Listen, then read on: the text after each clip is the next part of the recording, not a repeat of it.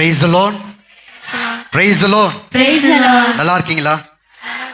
சந்தோஷமா இருக்கிறீங்களா? பக்கத்துல கை கொடுத்து கேளுங்க, நல்லா இருக்கீங்களான்னு கேளுங்களேன். பக்கத்துல கை கொடுத்து கேளுங்க, நல்லா இருக்கீங்களான்னு கேளுங்க. ஃபாதர் கொரோனா வருதுன்னு சொல்றாங்க ஃபாதர், என்ன ஃபாதர் பண்றது? சரி, அட்லீஸ்ட் ஒரு நல்ல வார்த்தை பக்கத்துல பார்த்து நல்லா இருக்கீங்களா அப்படின்னு நீங்க கண்டிப்பா கேட்டிருப்பீங்க இல்லையா?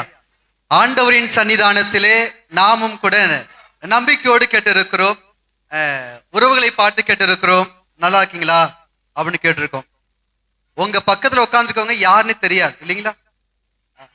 சில பேர் அப்படிங்களா? சரிதாங்க. நாமும் கூட அவங்கள பார்த்து என்ன கேட்டிருக்கோம்? நல்லா இருக்கீங்களான்னு கேட்டிருக்கோம். இப்பெல்லாம் நல்லா இருக்கேன்னு சொல்லவே பயப்படுறாங்க சில பேர் இல்லைங்களா? கேட்டுட்டீல்ல அவ்வளவுதான், இது வரைக்கும் நல்லா இருந்தேன், இனிமேல் என்ன ஆக போகுதுன்னு தெரியல அப்படின்னு இருக்கக்கூடிய ஆட்களும் இருக்கிறாங்க. அதே வேளையில யாரோ ஒருத்தன் கேட்டுட்டாங்க, பக்கத்துல இருக்கிறவங்க கேட்டிருக்கிறாங்க, என்ன கேட்டிருக்காங்க? நல்லா இருக்கலான்னு கேட்டுட்டாங்க. அதனால நம்ம அது உண்மை இல்லதான், ஆனாலும் கூட நம்ம ஒரு பொய்ய சொல்லி வச்சுக்கோம். என்ன பொய் சொல்லி வச்சுக்கிறோம்? உண்மை இல்ல, உண்மை நல்லா இருக்கீங்களா? எங்கப்பா அது 1008 பிரச்சனைப்பா வீட்டுல, நிறைய பிரச்சனை, ஒரே சண்டை, எப்ப பார்த்தாலும் வீட்டுக்காரோட சண்டை, பிள்ளைங்களோட சண்டை, என்ன செய்யறதுனே தெரியல. அந்த பக்கம் பார்த்தா மாமியார், இந்த பக்கம் பார்த்தா வீட்டுக்காரர், இந்த பக்கம் பார்த்தா பிள்ளைங்க, ஒரே சண்டையா இருக்கு ஃபாதர். கோயிலுக்கு வரதுக்கு முன்னாடி கூட ஏதோ ஒரு சண்டை போட்டு தான் வந்திருக்கோம் இல்லைங்களா? அவரு சொல்லியிருப்பார், சமைச்சு வச்சுட்டு போன்னு சொல்லியிருப்பாரு, இல்லைன்னா ஏதோ சொல்லியிருப்பாங்க, சண்டை, ஏகப்பட்ட சண்டை. சிலருக்கு நோய் பிரச்சனை, சிலருக்கு கடன் தொல்லை. இருந்தாலும் கூட யாரோ ஒருத்தங்க கேட்டிருக்கிறாங்க அப்படின்ட்டு கோவில்ல ஆண்டவர் வாழ்கின்ற ஆலயத்துல, நமக்காய் பரிந்து பேசக்கூடிய அப்படி அந்தோனியார் வாழ்கின்ற ஆலயத்துல அருகில் இருக்கக்கூடியவங்க என்ன கேட்டாங்க? நல்லா இருக்கலான்னு கேட்டுட்டாங்க. அதனால நம்ம என்ன வார்த்தை சொல்லலாம்? நல்லா இருப்போன்னு இல்லதான், இருந்தாலும் கூட நல்லா இருப்பேன்னு சொல்லிங்களா? நான் சொல்லுகிறேன், நம் தேவன் ஆண்டவர் இயேசு கிறிஸ்து வாழ்கிற இந்த ஆலயத்திலே, நமக்காய் பரிந்து பேசக்கூடிய அப்படி அந்தோனியார் வாழ்கிற ஆலயத்திலே நீங்கள் சொன்ன வார்த்தை அது அப்படியே நிறைவேறுவதாக. Praise the Lord. Praise the Lord. ஆம் அன்புக்குரிய மக்களே, இதோ நாம் கடவுளை தேடி வந்திருக்கிறோம். நாம் தனி ஆள் அல்ல. இதோ நான் பாதாளத்தில் சென்றாலும் கூட ஆண்டவரே நீர் அங்கே இருக்கிறீர், நான் எங்கு சென்றாலும் கூட ஆண்டவரே நீர் அங்கு இருக்கிறீர். ஆண்டவரே, நான் தனி ஆள் அல்ல. You are not alone. God is with you always, all the time. ஆண்டவர் நம்மோடு சகல காலம் இருக்கிறார். எனவே நாம் சோர்ந்து போக தேவையில்லை. ஆண்டவர் உங்களை நலமோடு வாழ செய்வாராக. Praise the Lord. Praise the Lord. ஆக நீங்கள் சொன்ன வார்த்தை அப்படியே நிறைவேறட்டும் மக்களே, அப்படி நிறைவேறட்டும். நீங்கள் நலமோடு வாழ்வீர்கள், நலமோடு வாழ்வீர்கள், சந்தோஷமாய் வாழ்வீர்கள், நல்ல உடல் சுகத்தோடு வாழ்வீர்கள், மகிழ்வோடு வாழ்வீர்கள். குடும்பத்திலே மகிழ்ச்சி இருக்கும், குடும்பத்திலே சமாதானம் இருக்கும், ஒற்றுமை இருக்கும். ஆண்டவரை தேடி வந்திருக்கும் ஆண்டவர் நம்மை ஒருபோதும் கைவிட மாட்டார். பக்கத்துல பார்த்து சொல்லுங்க, ஆண்டவரை கைவிட மாட்டார்னு சொல்லுங்க. ஆண்டவரை கைவிட மாட்டார். ஆண்டவர் உங்களை எவ்வளவு சந்தோஷமான காரியம். ஆண்டவர் உங்களை கைவிட, ஆண்டவர் கைவிட்டா என்ன, கைவிடலன்னா எனக்கு என்ன, சரி போ. ஆண்டவர் நம்மை ஒருபோதும் கைவிடுவதில்லை மக்களே. சகல காலம் அவர்தான் பாதுகாத்துக் கொண்டு இருக்கிறார். கொரோனா காலகட்டம் வந்தது இல்லையா?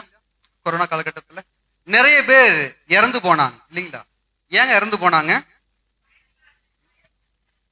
நிறைய காரணம், நோய் வாயில், மூச்சு கோளாறு, இப்படி இறந்து போனாங்க.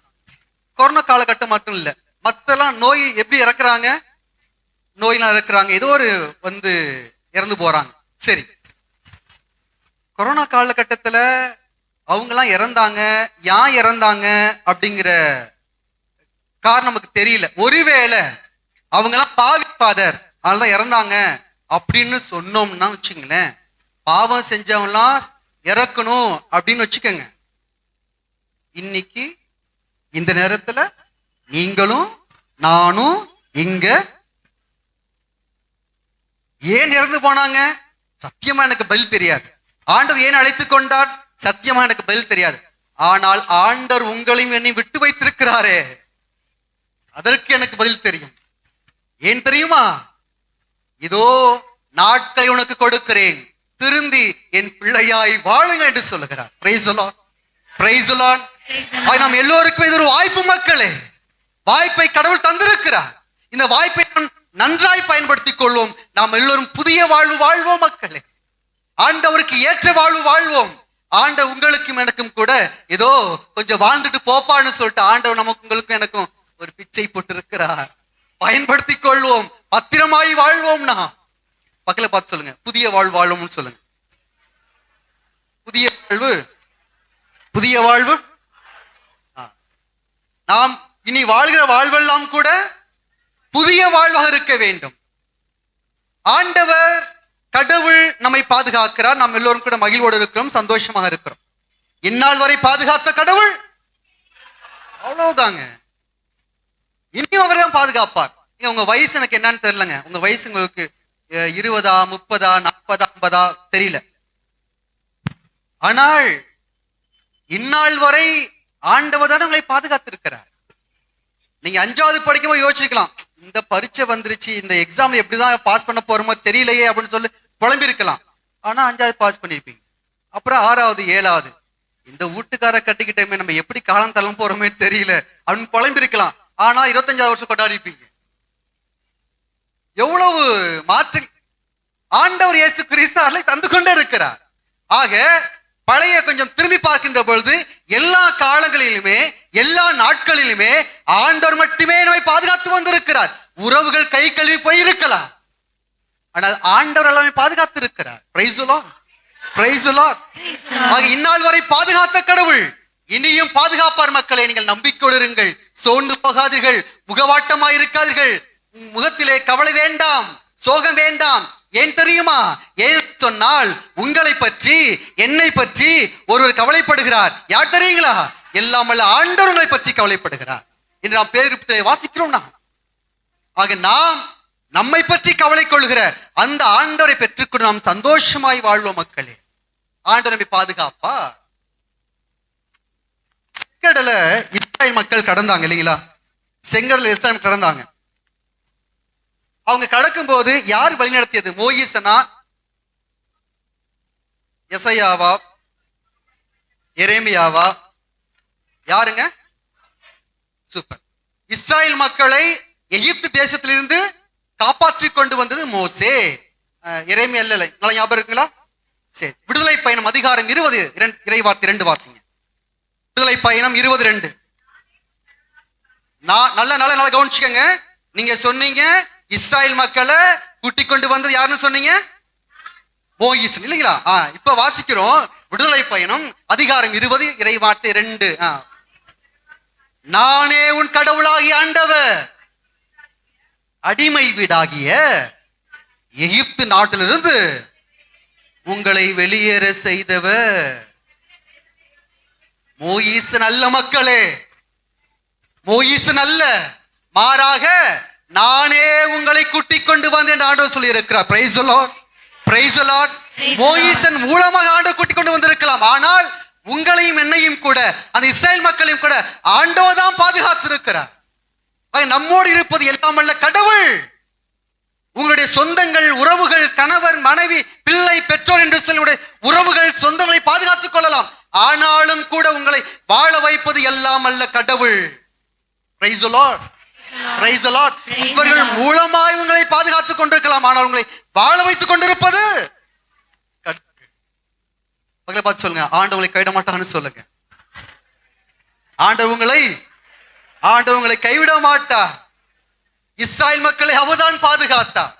என்ன நேர்ந்தாலும் கூட, எது வந்தாலும் கூட நான் உங்களை பாதுகாப்பேன் என்று சொல்லி அந்த ஆண்டவர் தாங்கி பிடித்தார். அதே கடவுள் உங்களையும் என்னையும் தாங்கி பிடிப்பார். மக்களே, சோர்ந்து போகாதீர்கள். ஆண்டவர் உங்களை ஒருபோதும் கைவிட மாட்டார். ஏராளமான விண்ணப்பங்களோடு, ஏராளமான ஜபங்களோடு இதோ இந்த ஆலயம் தேடி நீங்கள் வந்திருக்கிறீர்கள். இந்த ஆண்டவர் உங்களை வெறும் கையாராய் அனுப்ப மாட்டார். Price the Lord, praise the Lord. ஆண்டவர் உங்களை பாதுகாப்பார். மக்களே, இன்றைய வாசகங்களை பார்க்கிறோம். வாசகத்திலே பவுலுடைய சொல்லுகிறார், இதோ எனக்கு கொடுக்கப்பட்ட வேலை நான் செய்து விட்டேன், நான் போதிக்கும் பணி நான் செய்திருக்கிறேன், ஆண்டவர் தான் கடவுள் என்று நான் சொல்லியிருக்கிறேன். நான் எனக்கு எதிராக எத்தனையோ சூழ்ச்சி, என் உயிர் இருக்குமா போகுமா தெரியவில்லை, ஆனாலும் கூட எந்த விதமான பயமும் இல்லாமல் நான் என்னுடைய செய்தியை, என்னுடைய கடமையை நான் செய்திருக்கிறேன். ஆண்டவர் என்ன சொல்ல சொன்னாரோ அதை நான் சொல்லியிருக்கிறேன். என் கடமையை நான் நிறைவேற்றியிருக்கிறேன். நற்செய்தியில பார்க்கிறோம், ஆண்டவர் இயேசு பேசுகிறார், தந்தையே நீர் அனுப்பினீர், நான் வந்தேன், என் கடமையை செய்திருக்கிறேன், நீதான் கடவுள் நான் சொல்லியிருக்கிறேன் என்று சொல்லி தம்முடைய பணியை தான் நிறைவேற்றியதாக ஆண்டவர் இயேசு கிறிஸ்து சொல்லுகிறார். நாம் எல்லோருமே நமக்கு கொடுக்கப்பட்ட பணிகளை கண்டிப்பாய் செய்ய வேண்டும், நிறைவேற்ற வேண்டும். நாம் நம்முடைய கடமையை மறந்து போய்விடக் கூடாது. Price the Lord, praise the Lord, praise the Lord. எல்லோருக்கும் பணி இருக்கிறது, எல்லோருக்கும் கடமை இருக்கிறது. நற்செய்தியை அறிவிக்க வேண்டும். குருக்கள், கன்னியர் இவங்க மட்டும்தானா? எல்லாருமே அறிவிக்க வேண்டும். எல்லாருமே இயேசுவை பற்றி, கடவுளை பற்றி அறிவிக்க வேண்டும். ஆக பவுலுடைய தம்முடைய கடமை நிறைவேற்றி இருக்கிறார், இயேசு தம்முடைய கடமை நிறைவேற்றி இருக்கிறார். நீங்களும் நானும் கூட நம்முடைய கடமையை நிறைவேற்ற வேண்டும். சில குடும்பங்களில் பார்க்கிறோம், திருமணத்தின் போது புண்டகையோடு கணவனையோ மனைவியை ஏற்றுக்கொள்கிறார்கள். ஆனால் அதன் பின்பு நான் ஏன் அவருக்கு சமைச்சு போடணும், நான் ஏன் அவருக்கு சம்பாரிச்சு கொடுக்கணும் என்று சொல்லி எத்தனை பிளவுகள் குடும்பங்களிலே. நீங்கள் தானே சொன்னீர்கள், நீங்கள் தானே வாக்கு கொடுத்தீர்கள், ஆனாலும் கூட ஏன் புரிந்து போய் கிடக்கிறீர்கள்? உங்களது கடமை நீங்கள் நிறைவேற்ற வேண்டாமா? ஃபாதர், என் மாமியார் மாமனார் நான் உதவி செய்யணுமா ஃபாதர், நான் பார்த்துக்கணுமா ஃபாதர்? ஏங்க, மாமியார் உங்களுக்கு பாரமா இருந்தா, உங்களுக்கு உங்கள் மாமனார் பாரமாக இருந்தால், உங்களுடைய கணவருடைய தாய் தந்தை, உங்களுடைய மனைவியுடைய தாய் தந்தை பாரமாக இருந்திருந்தால், நீங்க ஏங்க அப்படி வந்தவங்களுடைய மகனையோ மகளையோ நீங்க கல்யாணம் பண்ணிக்கிட்டீங்க? யாருமே சொந்தமே இல்லாமல் யாராச்சும் ஒருத்தவங்க இருப்பாங்க பாத்தீங்களா, மேலும் குதிச்சு வந்தவங்க, அவங்களுக்கு கல்யாணம் பண்ணிக்கலாமே. ஆனாலும் கூட திருமணத்தின் போது மாமனார் மாமியார் இருக்கிறாங்க, சந்தோஷம். கணவன் இருக்கிறாங்க, சந்தோஷம். கணவனுடைய உறவுகள், மனைவியின் உறவுகள், சந்தோஷம். ஆனால் நாட்கள் போக போக உங்களது கடமையை மறந்து போய்விட்டீர்களே. ஏன்? உள்ளுக்குள்ளே உங்களுக்கு தோன்ற வேண்டாமா, எனது அழைப்பை நான் நிறைவேற்ற வேண்டும்? உங்களுக்கு கடவுள் பிள்ளை பாக்கியம் கொடுத்திருக்கிறார். சில பேருக்கு காலம் தள்ளி போகிறது, அது கடவுளுடைய திட்டம், அது ஏனென்று தெரியாது. ஆனால் ஆண்டவர் உங்களுக்கு பிள்ளை பாக்கியம் கொடுத்த கண்டிப்பாய் கடவுள் கணக்கு கேட்பார். அந்த பிள்ளைகளுக்கு நீங்கள் பொறுப்பாய் வாழ வேண்டாமா? பிள்ளைகளுக்கு தேவையான பணிகளை நீங்கள் செய்ய வேண்டாமா? நானா பெற்றேன் என்று சொல்லி நீங்கள் எப்படி ஒதுக்கிக் கொள்ள முடியும்? உங்களது கடமை நிறைவேற்ற வேண்டும் மக்களே. பவுலடியார் இயேசு கடமையை நிறைவேற்றினார். நீங்களும் கூட உங்களுக்கு வாழ்வுக்கு ஏற்ற கடமையை தயவு செய்து நிறைவேற்றுங்கள். Praise the Lord, praise the Lord, praise the Lord. பக்கத்துல பார்த்து சொல்லுங்க, நம் கடமை நிறைவேற்றுவோம்னு சொல்லுங்க. நம் கடமை நிறைவேற்றுவோம். ஒருவேளை நீங்கள் அன்பிய பொறுப்பாளராக இருக்கலாம், ஒருவேளை இளைஞர் பொறுப்பாளராக இருக்கலாம், ஒருவேளை நீங்கள் பாடல் குழுவில் இருக்கலாம். நீங்கள் எப்படி இருந்தாலும் கூட உங்களுடைய கடமைகளை தயவு செய்து நிறைவேற்றுங்கள். அவருக்கு மட்டும் கோயில் முக்கியத்துவம் கொடுக்குறாங்க, நான் ஏன் செய்யணும்? அவரை மட்டும் கண்டுக்கிறாங்க, நான் ஏன் பண்ண அல்ல மக்களே. ஆண்டவர் உங்களுக்கு வாய்ப்பு கொடுத்திருக்கிறார், ஆண்டவர் உங்களுக்கு அழைப்பு கொடுத்திருக்கிறார் என்று சொன்னால் உங்களது கடமையை நீங்கள் நிறைவேற்றியே ஆக வேண்டும், வேறு வழி இல்லை. ஆலயம் தேடி வந்திருக்கிறோம், முடிவெடுத்துக் கொள்வோம். ஆண்டவரே, இதோ நீர் என்னை அழைத்திருக்கிறேன், நன்றி கூறுகிறேன். நானும் கூட உங்களுடைய சன்னிதானத்தில் என்னுடைய கடமைகளை நான் நிறைவாய் நிறைவேற்று என்று நாமும் கூட ஆண்டவர் சன்னிதானத்தில் உறுதியெடுத்துக் கொள்ளுவோம். பிள்ளைகளே, தம்பி தங்கைகளே, சின்ன பிள்ளைங்களே, கோயிலுக்கு வந்தோம், வீட்டுக்கு போனோம், தூக்கணும் அப்படிலாம் இல்லாம அம்மா அப்பாவுக்கு நல்ல பிள்ளையா கேட்டங்க. ரொம்ப சோகமா சொல்ற, நல்ல பிள்ளையா இருக்கணும் போலயே, என்ன பண்றேன்னு தெரியலையே. நல்ல பிள்ளையா நீங்கள் வாழ வேண்டும். உங்களது பெற்றோரை நீங்கள் சூஸ் பண்ணவே இல்லை. இந்த அப்பா தான் வேணும், இந்த அம்மா தான் வேணும்னு சூஸ் பண்ணீங்களா? அப்படியாங்க? அப்படிங்களா? நீங்க சூஸ் பண்ணல தானே? அப்ப யாரு கொடுத்து உங்க பெற்றோரை? சூப்பர். தந்தை தான் உங்களுக்கு பெற்றோரை கொடுத்திருக்க என்று சொன்னால் நீங்கள் உங்கள் பெற்றோருக்கு நல்ல பிள்ளையாய் வாழ வேண்டும். நீங்க என்னென்ன கடமை நிறைவேற்றணுமோ, நல்லா படிக்கணும், நல்ல பிள்ளையா வாழணும், கீழ்ப்படிணும், அப்படிப்பட்ட வாழ்வை நீங்கள் வாழ வேண்டும். பிள்ளைகளே, உங்களது கடமையை நீங்கள் நிறைவேற்றுங்கள். Praise the Lord, praise the Lord, praise the Lord. பக்கத்துல பார்த்து சொல்லுங்க, கடமை நிறைவேற்றணும்னு சொல்லுங்க. கடமை பின்னாடி திரும்பி சொல்லுங்க, கடமை நிறைவேற்றணும்னு சொல்லுங்க. கடமையை நாங்க கடமை நிறைவேற்றோம், நீங்க பூசை சீக்கிரம் முடிங்க ஃபாதர். நாம் கடமையை நிறைவேற்றுவோம் மக்களே. இந்த கடமை நிறைவேற்றுகின்ற போது நாம் தனியாள் அல்ல. தொடக்கத்தில் சொன்னது போல ஆண்டவர் நம்மோடு இருக்கிறார். அவரை உங்களுக்கு வலுவூட்டுகிறார். எனக்கு வலுவூட்டுகிற இயேசுவின் துணை கொண்டு என்னால் எல்லாவற்றையும் செய்ய முடியும். ஆக நாம் கடமை நிறைவேற்றுவோம். இந்த கடமை நிறைவேற்ற எல்லா விதமான வலிமையை ஆண்டவர் நமக்கு கொடுப்பார். ஆமென்.